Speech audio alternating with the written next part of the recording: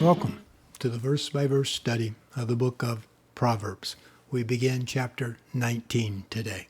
Better the poor whose walk is blameless than a fool whose lips are perverse.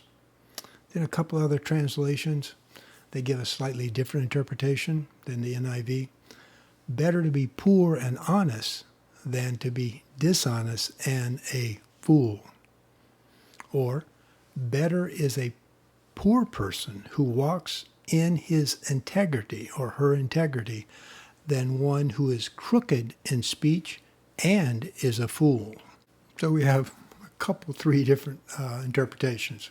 One that says better to be an honest poor person than a dishonest wealthy crook.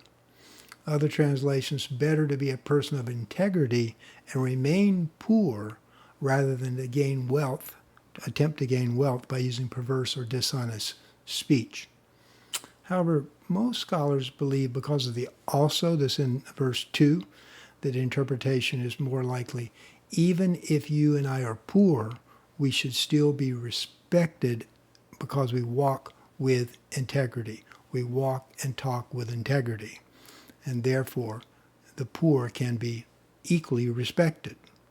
And the poor should not be engaged in perverse speech nor actions. Because God does not judge our cash, God judges our character. Next, the NIV has, desire or zeal without knowledge is not good. How much more will hasty feet miss the way or miss the mark? Then the New King James has a different translation because it adds the word also, which is actually in the original text that the NIV deletes.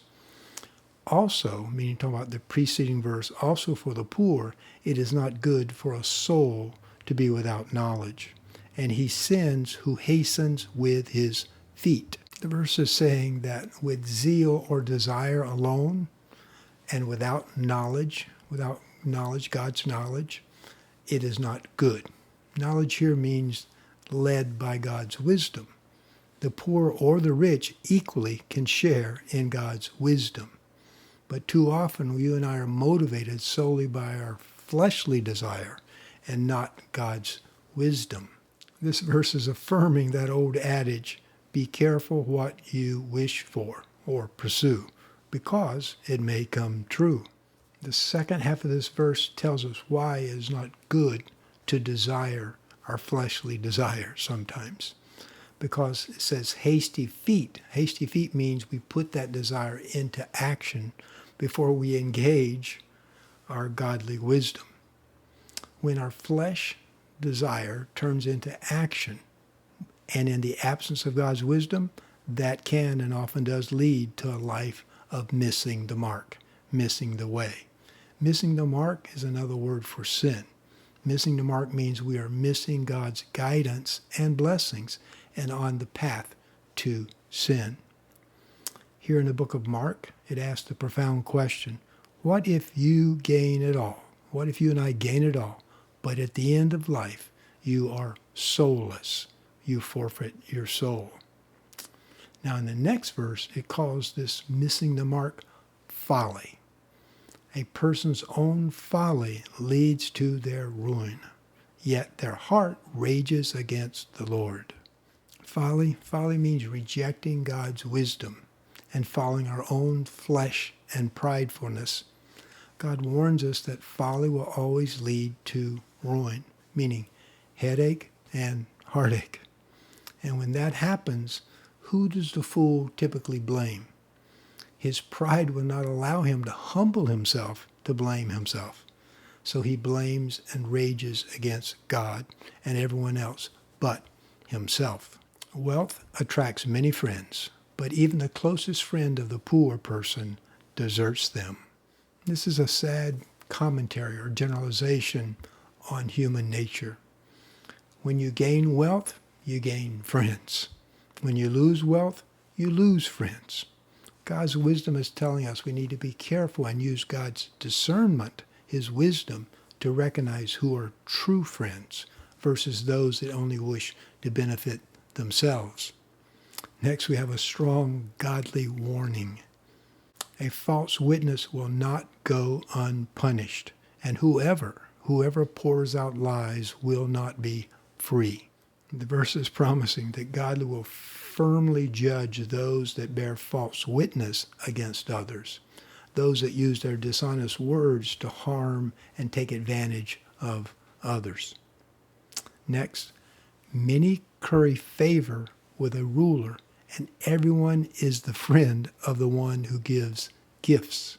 Again, a warning about false friends. Those are the ones that are quick with flattery and attention in hopes of gaining favors and gifts. But when that stops, when those gifts stop, their friendship and that flattery also stops. This theme is repeated in the next verse. The poor are shunned by all their relatives. How much more do their friends avoid them? Though the poor pursue them with pleading, they are nowhere to be found. Again, we have a general statement about the contrast between true friends and false friends. It is not saying the poor will not have friends. In fact, remember from the prior chapter, the last verse, it read, "One who has unreliable friends soon comes to ruin, but there is a friend who sticks closer than a brother." Here's a likely reference to the fact in chapter 7 that God's wisdom was called our friend. And of course, Christ himself told us he was our friend. He promised, "I will never leave you nor forsake you." We are each called to be that kind of friend, to model Christ and be a loyal friend to others. The one who gets wisdom loves life. The one who cherishes understanding will soon prosper. So, we have a godly promise. Those that pursue God's wisdom and understanding will indeed prosper, which means here have an abundant life. Prosper does not refer to being materially wealthy necessarily, nor even being free of troubles.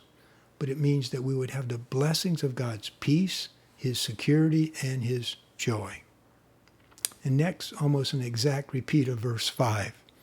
A false witness will not go unpunished, and whoever pours out lies will perish. Again, God wants it to be clear, wants us to know that lies that harm others will not go unpunished. Next, it is not fitting for a fool to live in luxury. How much worse for a slave to rule over princesses? The key phrase or term in this passage is not fitting. It could be translated will not work or will not end well. The verse is saying a fool and his money will soon be parted. Because having money does not make us wise. Surveys have shown that 70% of lottery winners lose or spend all their money within 5 years. Sports Illustrated a few years ago reported that 78% of all NFL former football players and 60% of all former NBA players, basketball players, professional basketball players, ended up in bankruptcy, sadly. God is reminding us that money does not fix foolishness. It only magnifies and accelerates it. Now, the second part of this verse is also a statement about the lack of wisdom. What is really saying, a foolish person, a foolish slave that lacks God's guidance and wisdom would be ill-equipped to rule over several kingdoms. A person's wisdom yields patience. It is to one's glory to overlook an offense. The verse is teaching that having a quick temper is a sign of foolishness and living in the flesh. Patience or slow to anger, kindness, gentleness, self-control are all signs of not weakness, but are of signs of God's fruit of the Spirit within us. Next, we have just another general observation, verse 12.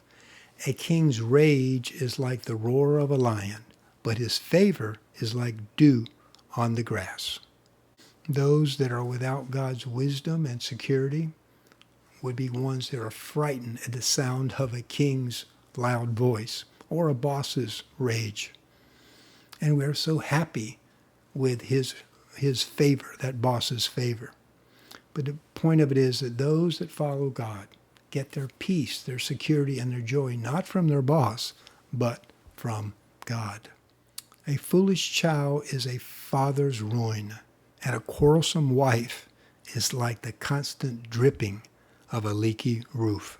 These are both repeated verses from prior chapters that we've discussed. It simply means that foolish behavior not only negatively impacts the fool, but it also impacts those that are close to that fool. Our last verse for today ends on a positive note. Houses and wealth are inherited from parents, but a prudent wife or spouse is from the Lord.